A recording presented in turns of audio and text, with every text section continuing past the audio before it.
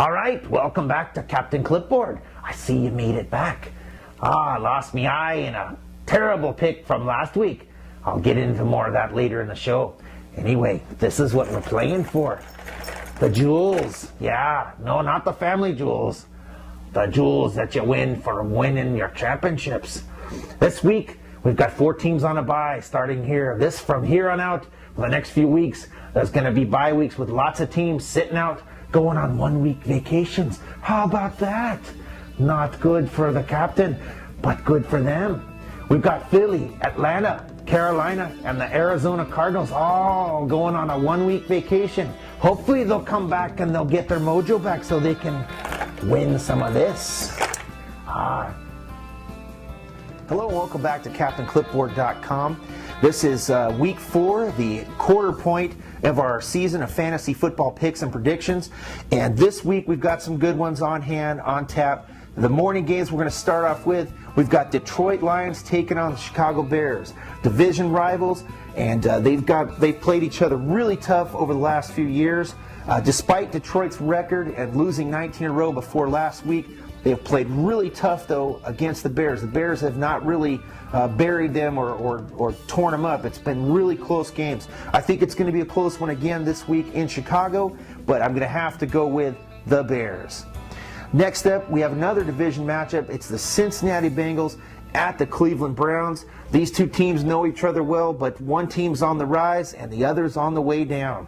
Cincinnati is just a fluke play away from being 3-0. They lost in week 1 to the Denver Broncos. Cleveland, on their hand, 0-3, getting their lunch handed to them. This week, I see the same thing. They're having trouble at quarterback. Brady Quinn is now going to be demoted back to second string. Anderson will be taken over at first string. I don't think it's going to make any difference. I'm going to take the Cincinnati Bengals. Next up, we have Seattle Seahawks taking on the Indianapolis Colts. The Colts went into Arizona last week and shocked them 31-10. That was a big loss on my pick there. I don't know what happened with Arizona or what's going on with their O-line. They were playing against a very depleted Indianapolis Colts defense. Freeney went out in the third quarter. They still don't have Bob Sanders, but it didn't matter. Their defense and their blitz pressure was just too much for Warner to handle, and the Indianapolis Colts slaughtered them.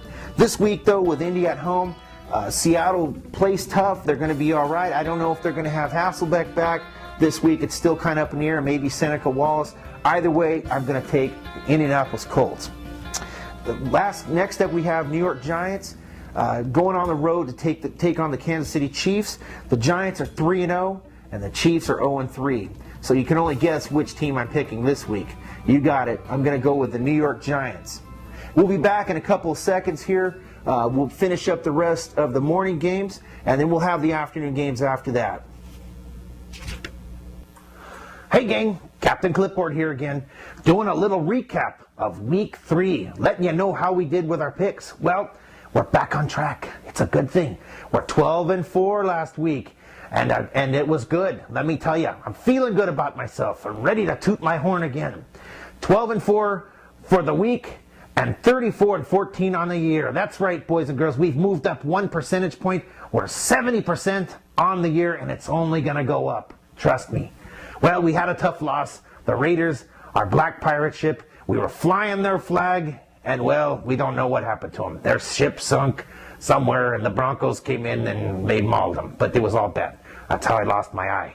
I lost it in the war. But anyway, back to what we're going on here.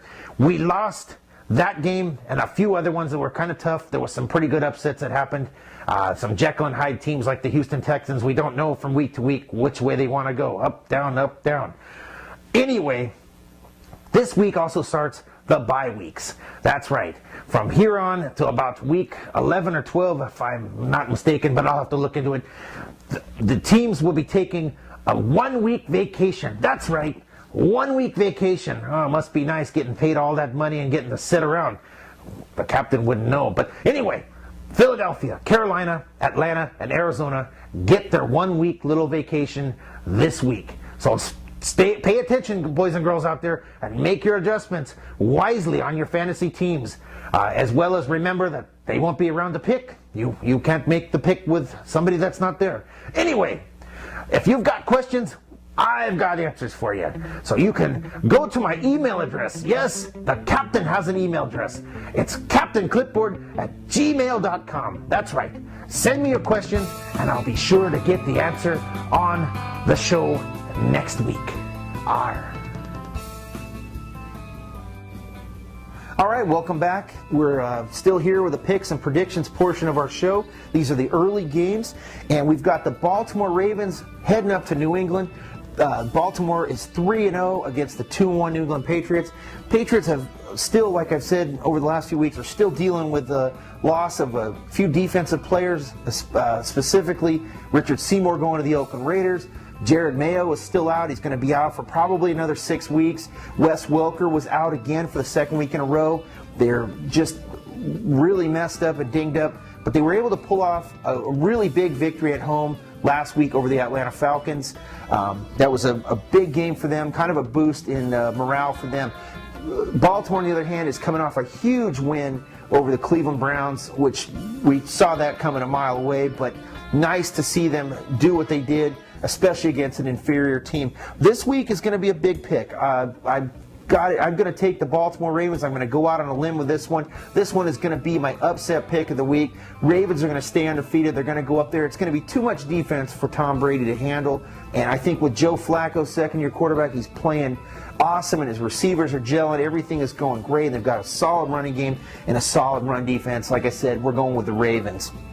Next up after that, Tampa Bay Buccaneers heading into Washington. This is going to be a battle of uglies going against each other. Buccaneers are 0-3. They're now going to go with another quarterback, Byron Leftwich is getting the hook this week. The Redskins, they've got a high-powered offense, but they are allergic to the end zone. They can't quite find a way to score touchdowns, and that is the reason they're 1-2. Their only victory was 2 weeks ago over another horrible team, the St. Louis Rams. Well, somebody's got to win this ugly game, and I'm going to go with the Washington Redskins only because they're at home. Next up is another big division rival matchup. It's the Tennessee Titans, the 0-3 Tennessee Titans, heading into Jacksonville to take on the Jaguars.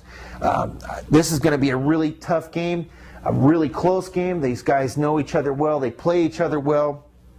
And Tennessee has won 4 of the last 6 matchups that they've had. I like Jacksonville. I think they're starting to turn things around. They've been in a lot of close games so far early this season. But Tennessee has got to get off that 0-3. They're going to have to get a win, and I'm going to take that win. I'm taking the Tennessee Titans, I know, over the Jacksonville Jaguars. Finally, the last game of the morning is the Oakland Raiders at the Houston Texans. Last week was just horrible. The Raiders' offense once again sputtering. Jamarcus Russell looks terrible, and apparently they are going to stay with him at quarterback. I don't know what else to say, but it doesn't look good. The Raiders beat Houston last year at home 27-16, but that was a whole different Raider team, and they had a whole different mentality. Right now, I have no idea what direction these guys are going except down. So my pick, I'm taking the Houston Texans at home over the Oakland Raiders. We'll be back in a few minutes with the late picks as well as the Sunday night preview.